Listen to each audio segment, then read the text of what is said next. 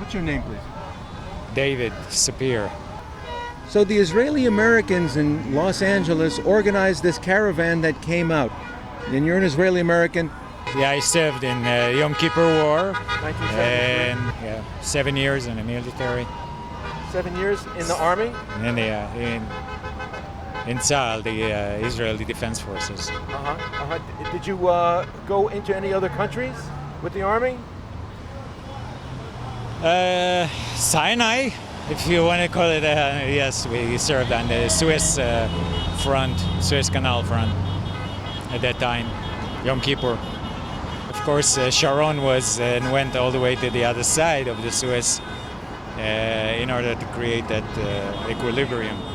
Why did you come out here today in support of President Trump?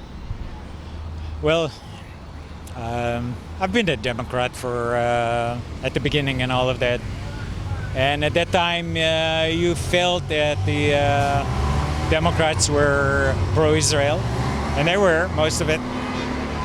And then things switched. Slowly, it becomes more radical, more anti-Israelis. If you look at the last decade or so, before Trump, it was not Israeli-friendly at all.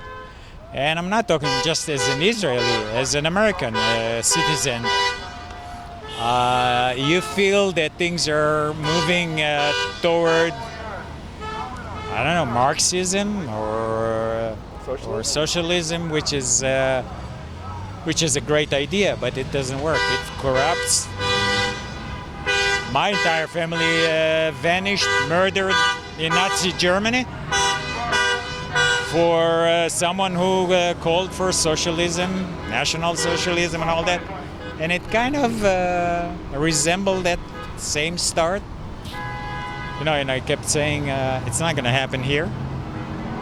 But we said the same thing. I guess Jews said the same thing in Nazi Germany. It's not going to ever happen here. Too intelligent, everyone is smart, educated and all that. Well, it did happen. As an American, of course, all of a sudden, all the things that you feel today that you have for granted, such as free speech, the right to protect yourself, maybe Second Amendment, First Amendment, Second Amendment, not to mention the rest of the amendment that are being slowly taken away from you. California is a good example.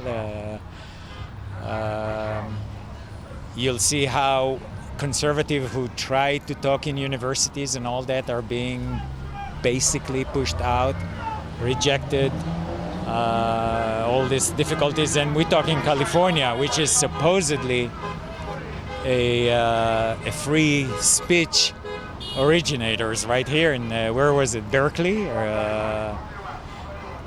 So now you cannot. I've been living in the Bay Area and in San Francisco for over 10 years now, and there was no one to talk to. I mean, you cannot exchange ideas, argue about what's right and what's wrong for America with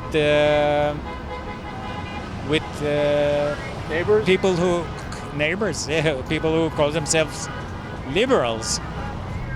And I thought the word liberal, as it states in the dictionary, open-minded. No open-minded. No one wants to talk to you. No one wants to argue. Actually, I lost friends who realized at one time that I switched from being a Democrat to be a conservative. And when I talk conservative, is fiscal conservatism. I don't care if gay, married, or other stuff that usually has been talked on the TV. It's just the regular stuff, the overall day-to-day living in a free country. And I'm happy to be here. I'm afraid to lose it. Why are so many Israelis overwhelmingly backing the re-election of President Trump, and Jewish Americans overwhelmingly backing the election of Kamala Harris and Joe Biden? I guess Israelis went through many experiences in losing rights and all of that. They're coming from a place that they had to fight basically every day on the borders, protecting the freedom. That could be one war that Israeli will lose, just one war, and it's over. It's going to be controlled by dictators or by people who don't give a damn about your religion or don't this. And as they promised, they will throw you into the Mediterranean. So you're saying So over here, it's for survival. Exactly, and real survival. I mean, real, genuine. Here, America is surrounded by a lot of water. Not enemies. They are all across the. Across the Ocean. The ocean. So we feel safe here, and we forget that it's not going to be for granted all the time. It could be turned from within. And you feel it, and you see what is happening in the House of Representatives, in the Senate,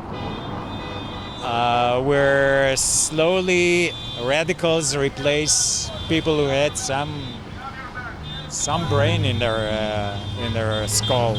You think that what you call the radicals or the socialistic Democrats are getting too much influence in the Democratic Party? Getting what? Too much influence in the Democratic Party? Not a lot, of course. You can see it. You can see it in the Talib and in the Ocasio and all of that, where their motive and all of that is not challenged, as opposed to this new nominee, Amy. Which now, she's being challenged for her, I guess, patriotism and all that, where other lawmakers are not.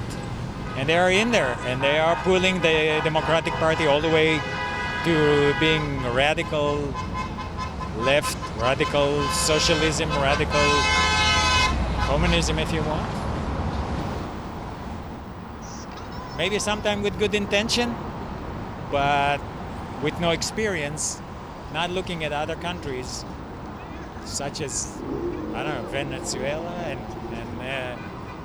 other countries there where socialism has actually failed again and again and again and again. Of course, they will always bring Denmark and Sweden as supposedly socialist countries, but we know they are not. Across the street filming.